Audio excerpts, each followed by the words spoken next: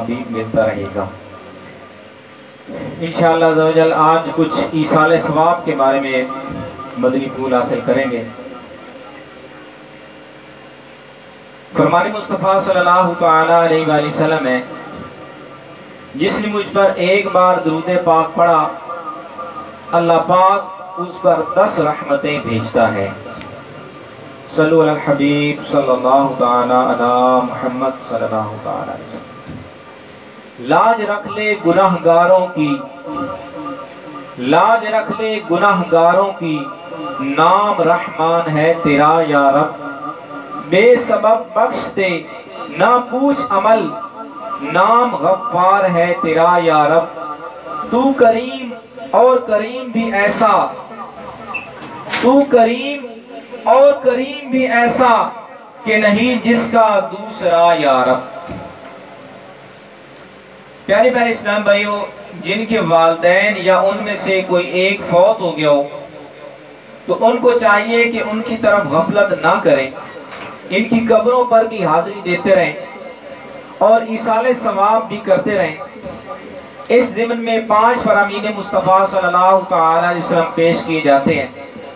Number 1، جو بنیت ثواب اپنے والدین یا دونوں کی یا ایک کی قبر کی زیارت کرے، حج مبرور کے برابر ثواب پائے، اور جو بکثرت ان کی قبر کی زیارت کرتا ہو، فرشتے اس کی قبر کی یعنی جب یہ فوت ہوگا زیارت کو آئیں گے۔ جو اپنی ماں یا باپ کی طرف سے حج کرے، ان یعنی ماں یا باپ کی طرف سے حج ادا ہو جائے تو اسے یعنی حج کرنے والے کو مزید 10 حج کا ثواب ملے۔ سبحان اللہ، جب کبھی نفلی حج کرنے کی سعادت حاصل ہو تو فوت شدہ ماں باپ کی نیت سے کر لیجئے تاکہ ان کو بھی حج کا ثواب ملے، آپ کا بھی حج ہو جائے گا بلکہ مزید 10 حج کا ثواب آئے گا۔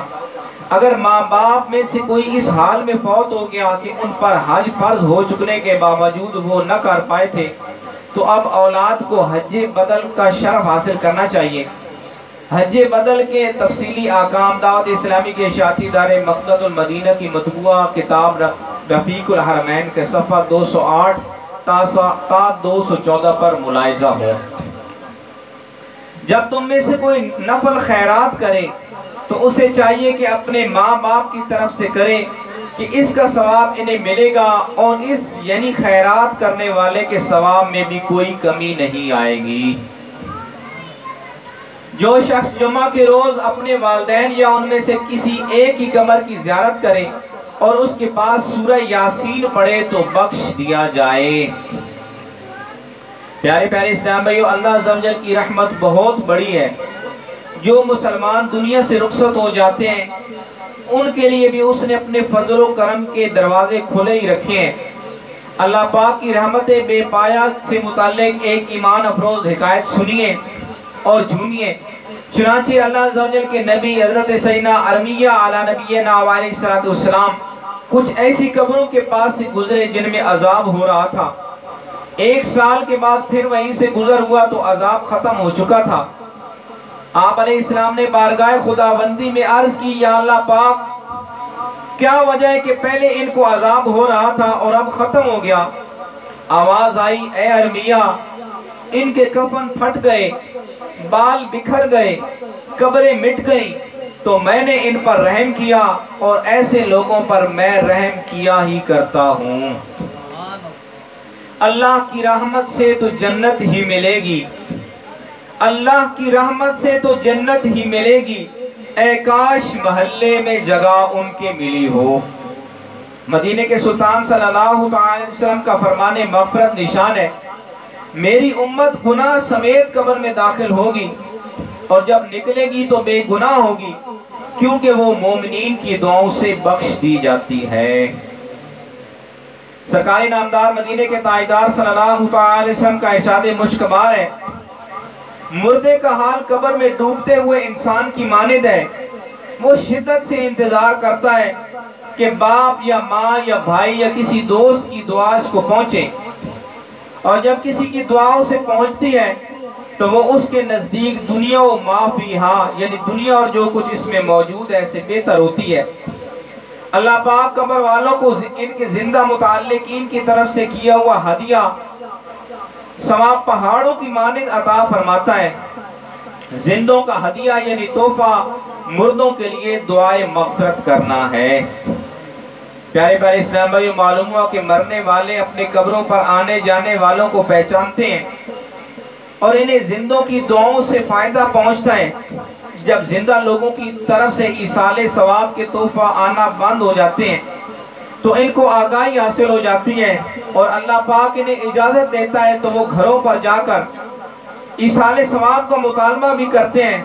میرے آقا حضرت امام اہل سنت مولانا شاہ امام احمد رضا خان رحمت اللہ تعالی نے فتاوی رضویہ شریف جلد 9 صفحہ 650 پر نقل کرتے ہیں، غرائب اور خزانہ میں منقول ہے کہ مومنین کی روحیں ہر شب جمعہ یعنی جمعرات اور جمعہ کی درمیانی رات، روز عید، روز عاشورہ اور شب برات کو آ کر اپنے گھر والوں کے باہر کھڑی ہو جاتی ہیں اور ہر روح غمناک بلند آواز سے ندا کرتی ہے، یعنی پکار کر کہتی ہے، اے میرے گھر والوں، اے میری اولاد، اے میرے قرابت دارو، ہمارے ایصال ثواب کی نیت سے صدقہ و خیرات کر کے ہم پر مہربانی کرو۔ ہے کون کہ گریہ کرے یا فاتحہ کو آئے، ہے کون کہ گریہ کرے یا فاتحہ کو آئے، بے کس کے اٹھائے تیری رحمت کے بھرن پھول۔ فرمان مصطفیٰ صلی اللہ تعالیٰ علیہ وسلم ہے، جو کوئی تمام مومن مردوں اور عورتوں کے لیے دعائے مغفرت کرتا ہے، اللہ پاک اس کے لیے ہر مومن مرد و عورت کے عوض ایک نیکی لکھ دیتا ہے۔ اے عاشقان رسول، جھوم جائیے، اربوں خربوں نیکیاں کمانے کا آسان نسخہ ہاتھ آ گیا۔ ظاہر ہے کہ اس وقت روئے زمین پر کروڑوں مسلمان موجود ہیں اور کروڑوں بلکہ اربوں دنیا سے چل بسے ہیں۔ اگر ہم ساری امت کی مغفرت کے لیے دعا کریں تو انشاءاللہ عزوجل ہمیں اربوں خربوں نیکیوں کا خزانہ مل جائے گا۔ میں اپنے لیے اور تمام مومنین و مومنات کے لیے دعا تحریر کرتا ہوں، اول و آخر درود پاک پڑھ لیجئے، انشاءاللہ عزوجل ڈھیروں نیکیاں ہاتھ آئیں گی۔ دعا یہ ہے کہ اللہم اغفر لی ولکل مومن و مومنہ، یعنی اے اللہ میری اور ہر مومن و مومنہ کی مغفرت فرما۔ آپ بھی اوپر دی ہوئی دعا کو عربی یا اردو یا دونوں زبانوں اور ابھی ہو سکے تو روزانہ 5 نمازوں کے بعد بھی پڑھنے کی عادت بنا لیجئے۔ ایک بزرگ رحمت اللہ تعالیٰ اپنے مرحوم بھائی کو خواب میں دیکھ کر پوچھا، کیا زندہ لوگوں کی دعا تم لوگوں کو پہنچتی ہے؟ مرحوم نے جواب دیا، ہاں، اللہ عز و جل کی قسم، وہ نورانی لباس کی صورت میں آتی ہے، اسے ہم پہن لیتے ہیں۔ منقول ہے کہ جب کوئی شخص میت کو ایصال ثواب کرتا ہے تو حضرت جبریل علیہ السلام اسے نورانی طباق میں رکھ کر قبر کے کنارے کھڑے ہو جاتے ہیں اور کہتے ہیں کہ اے قبر والے، یہ ہدیہ یعنی تحفہ تیرے گھر والوں نے بھیجا ہے، قبول کر۔ یہ سن کر وہ خوش ہوتا ہے اور اس کے پڑوسی اپنی محرومی پر غمگین ہوتے ہیں۔ فرمان مصطفیٰ صلی اللہ علیہ وسلم ہے، جو قبرستان میں 11 بار سورۃ اخلاص پڑھ کر مردوں کو اس کا ایصال ثواب کریں تو مردوں کی تعداد کے برابر ایصال ثواب کرنے والے کو اس کا اجر ملے گا۔ سلطان دو جہان شفیع مجرمان صلی اللہ علیہ وسلم کا فرمان شفاعت نشان ہے، جو شخص قبرستان میں داخل ہوا پھر اس نے سورۃ فاتحہ، سورۃ اخلاص اور سورۃ تکاثر پڑھی، پھر یہ دعا مانگی، یا اللہ پاک، میں نے جو کچھ قرآن پاک پڑھا اس کا ثواب اس قبرستان کے مومنوں مردوں اور مومن عورتوں کو پہنچا، تو وہ سب کے سب قیامت کے روز یعنی مرنے والے اس ایصال ثواب کرنے والے کے سفارشی ہوں گے۔ ہر بھلے کی بھلائی کا صدقہ، ہر بھلے کی بھلائی کا صدقہ، اس برے کو بھی کر بھلا یا رب۔ حضرت سیدنا حماد مکی رحمت اللہ تعالی فرماتے ہیں، میں ایک رات مکہ مکرمہ کے قبرستان میں سو گیا، کیا دیکھتا ہوں کہ قبر والے حلقہ در حلقہ کھڑے ہیں۔ میں نے ان سے استفسار کیا، یعنی پوچھا، کیا قیامت قائم ہو گئی؟ انہوں نے جواب دیا نہیں، بات دراصل یہ ہے کہ ایک مسلمان بھائی نے سورت اخلاص پڑھ کر ہم کو ایصال ثواب کیا ہے، تو وہ ثواب ہم 1 سال سے تقسیم کر رہے ہیں۔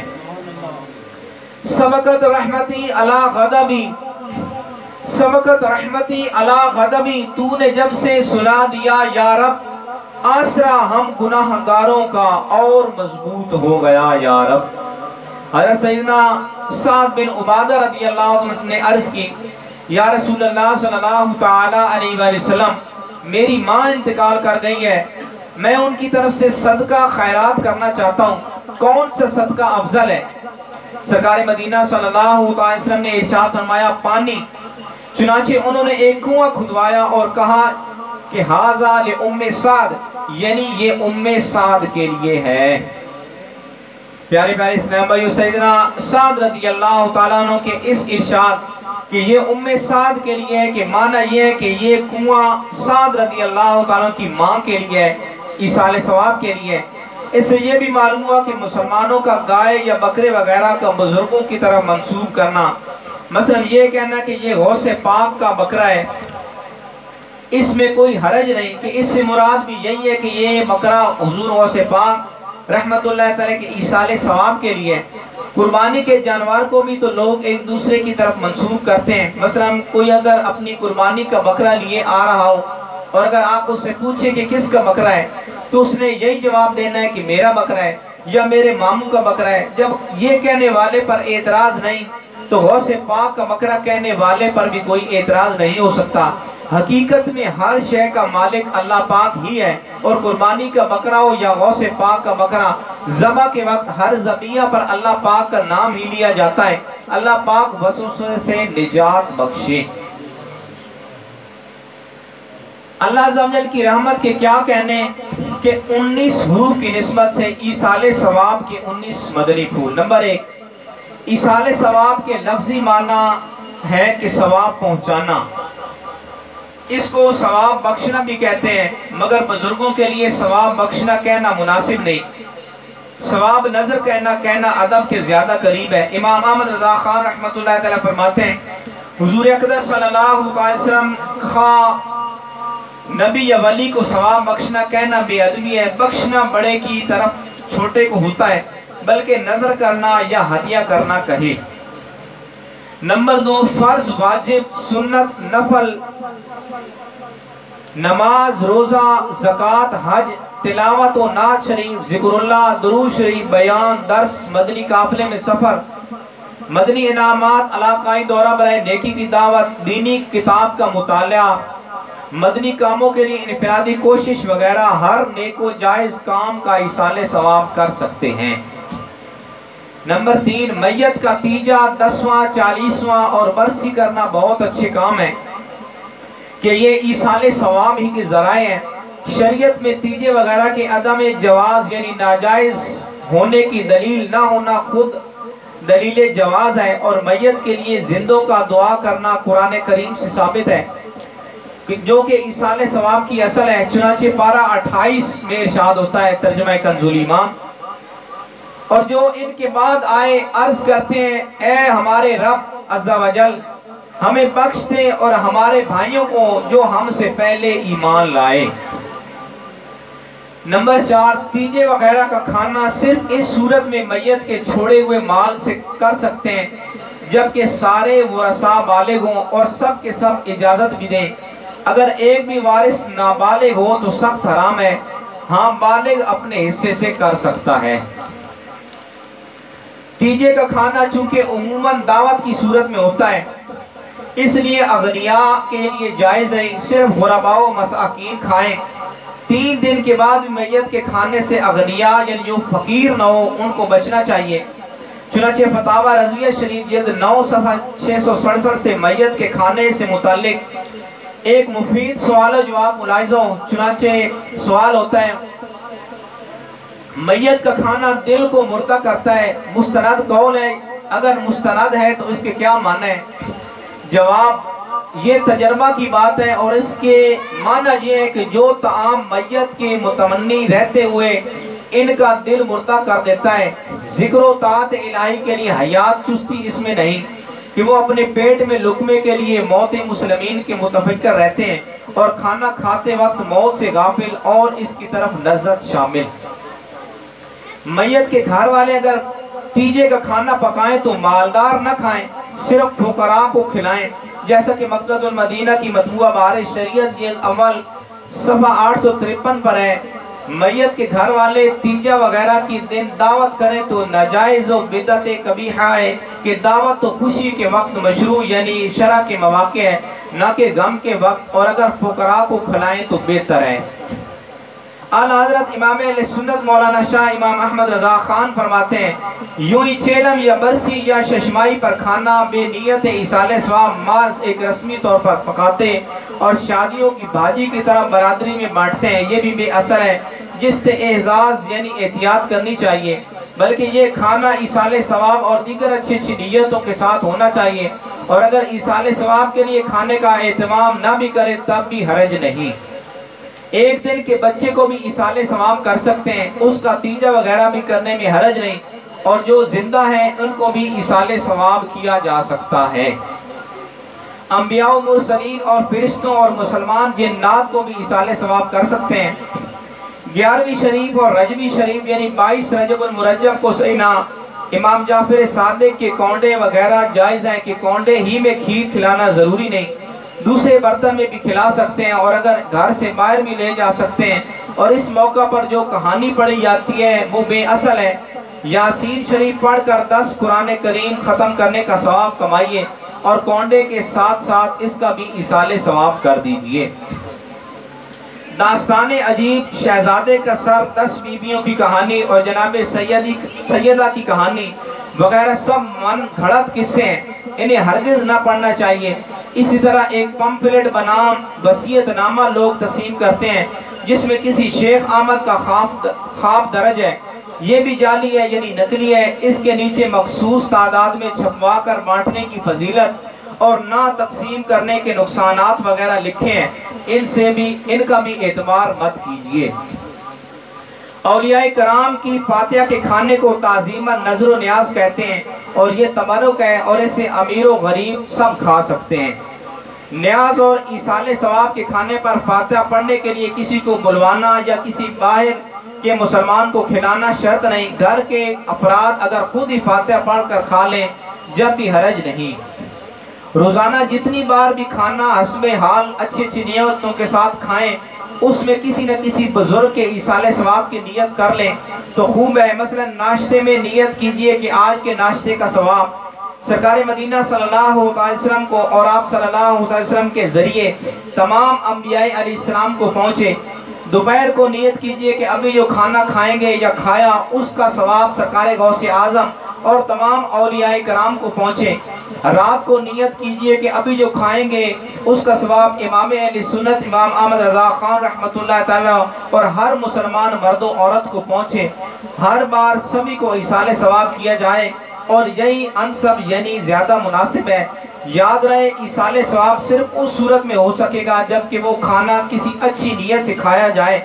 مثلا عبادت پر قوت حاصل کرنے کی نیت سے کھایا تو یہ کھانا کار ثواب ہے اور اس کا ایصال ثواب بھی ہو سکتا ہے، اور اگر ایک بھی اچھی نیت نہ ہو تو کھانا مباح، اس پر نہ ثواب نہ گناہ۔ تو جب ثواب ہی نہ ملا تو ایصال ثواب کیسا؟ البتہ دوسروں کے بنیت ثواب کھلایا تو اس کھلانے کا ثواب ایصال ہو سکتا ہے۔ اچھی اچھی نیتوں کے ساتھ کھائے جانے والے کھانے سے پہلے ایصال ثواب کریں یا کھانے کے بعد، دونوں طرح درست ہے۔ ہو سکے تو ہر روز نفع پر نہیں بلکہ اپنی بکری یعنی سیل کا 4.25% یعنی 400 روپے پر 1 روپیہ، اور ملازمت کرنے والے کا تنخواہ کا ماہانہ کم از کم 1% سرکار غوث اعظم کی نیاز کے لیے نکال لیا کریں۔ ایصال ثواب کی نیت سے اس رقم سے دینی کتابیں تقسیم کریں یا کسی بھی نیک کام میں خرچ کریں گے تو انشاءاللہ عزوجل اس کی برکتیں خود ہی دیکھ لیں گے۔ مسجد یا مدرسے کا قیام صدقہ جاریہ اور ایصال ثواب کا بہترین ذریعہ ہے۔ جتنوں کو بھی ایصال ثواب کریں، اللہ عزوجل کی رحمت سے امید ہے کہ سب کو پورا ملے گا، یہ نہیں کہ ثواب تقسیم ہو کر ٹکڑے ٹکڑے ملے۔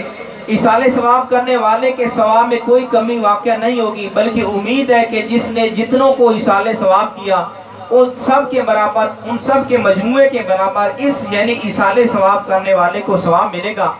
مثلا کوئی نیک کام کیا جس پر اس کو 10 نیکیاں ملیں، اب اس نے 10 مردوں کو ایصال ثواب کیا تو ہر ایک کو 10 نیکیاں پہنچیں گی، جبکہ ایصال ثواب کرنے والے کو 110، اور اگر 1000 کو ایصال ثواب کیا تو اس کو 10,000 وعلی ھذہ قیاس، اور اسی پر قیاس کیجئے۔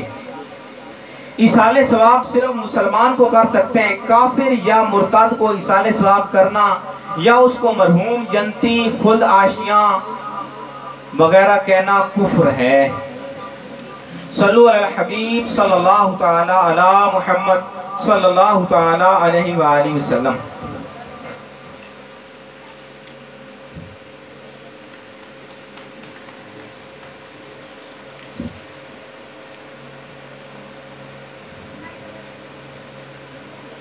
ایصال ثواب کے 4 مدنی پھول۔